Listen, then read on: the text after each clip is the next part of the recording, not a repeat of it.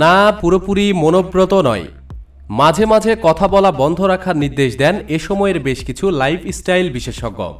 এতে যে কেবল শক্তিক্ষয় রোধ হয় তা নয়, ভালো থাকার অবকাশও মেলে। কিন্তু সম্প্রতি কমিউনিকেশন বিশেষজ্ঞ জেন ফ্লোরেক্সা জানাচ্ছেন, নীরবতা এক ধরনের কমিউনিকেশন। জীবনের কয়েকটি ক্ষেত্রে যদি আমরা মুখ না খুলি তাহলে বিশেষ কিছু ঘটতে পারে, যা আমাদের পক্ষে তো বটেই, আমাদের পরিপার্শ্বের পক্ষেও লাভজনক। এখানে ফ্লোরেক্সা বর্ণিত তালিকা থেকে 5টি উল্লেখ করা হলো। 1. কারো মৃত্যুর পরে তার আত্মীয় স্বজনের সঙ্গে দেখা করতে গিয়ে নীরবতা পালন করুন।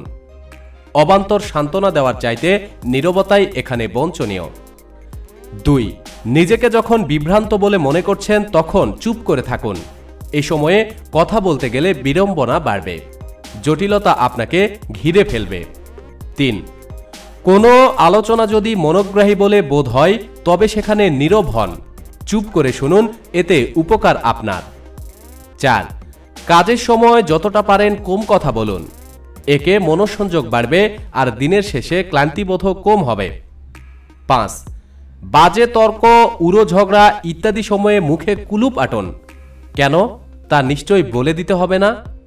প্রতিদিন সব খবরাখবরের জন্য আমাদের সাথেই থাকুন এবং চ্যানেলটি সাবস্ক্রাইব করুন। ধন্যবাদ।